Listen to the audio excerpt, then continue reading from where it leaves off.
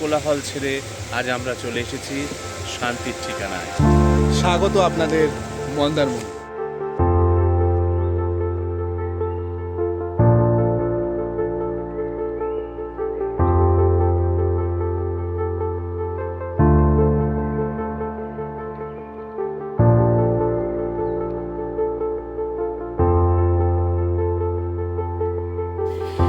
কলকাতা থেকে প্রায় 4-5 ঘন্টার রাস্তা।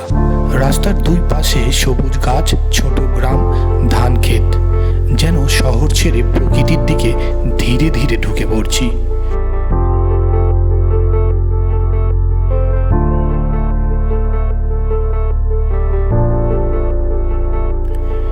শহরের ব্যস্ততা, হর্নের আওয়াজ আর প্রতিদিনের একই রুটিন, সবকিছু থেকে একটু দূরে, একটু শান্তি খুঁজতে যদি মন চায়, তাহলে আজকের এই ভিডিওটা শুধু তোমারই জন্য। আজ আমরা যাচ্ছি সমুদ্রের টানে, প্রকৃতির কোলে, মন্দারমণি।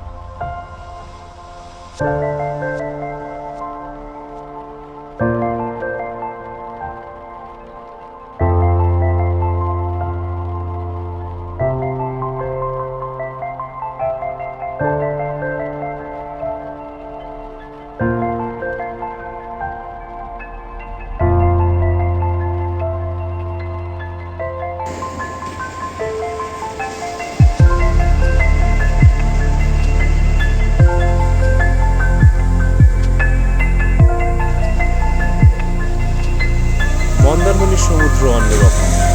এখানে ঢেউ আছে, ভিড় আছে, কিন্তু কোলাহল নেই।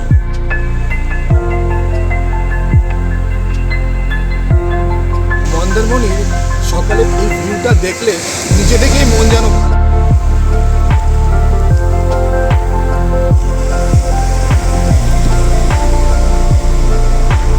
সকালের মন্দারমণির সমুদ্র সারাদিনের এনার্জি।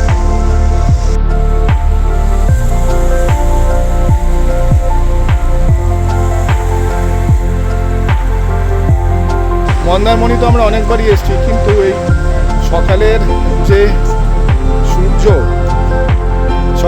সূর্য ওঠাটা, এবং আমরা মানে মোটামুটি সকাল 6টা থেকে ওয়েট করছি, তখনও ওঠেনি। প্রায় 6:30টার দিক করে সূর্যটা উঠেছে, তাই তো? হ্যাঁ, তারপরে উত্তরটা সকালের সমুদ্র, শান্ত সমুদ্রের ঢেউ, সে সারাদিনের এনার্জি বয়ে নেবে। মানে এখানে আসার পর যেন মনে হচ্ছে ফুল এনার্জি এখন চলে এসেছে। আপনারা আসুন, সকলে এনজয় করুন। হ্যাঁ, মন্দারমণি মানে সকলেই জানি আমরা খুব কস্টলি জায়গা। হ্যাঁ, সত্যি কস্টলি, ওই আর কি আনন্দটুকু যখন আমরা করব তখন কষ্টের দিকে চিন্তা করলে আবার হবে না।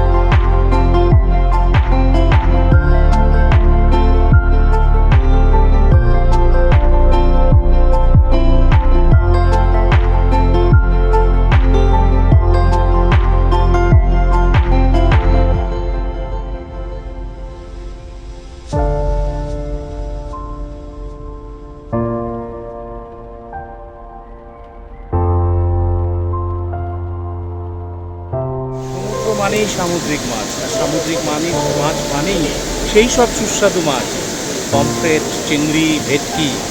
আসুন আমরা দেখি জেলেরা সব মাছ তুলছে।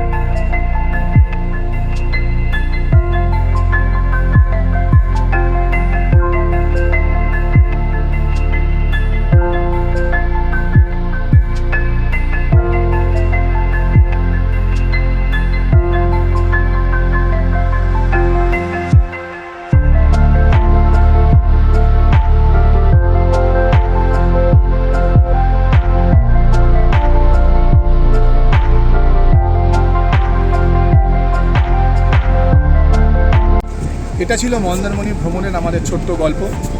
হ্যাঁ, ভালো লাগলে অবশ্যই লাইক ও সাবস্ক্রাইব করতে কিন্তু ভুলবেন না। দেখা হবে পরের নতুন এক এপিসোডে।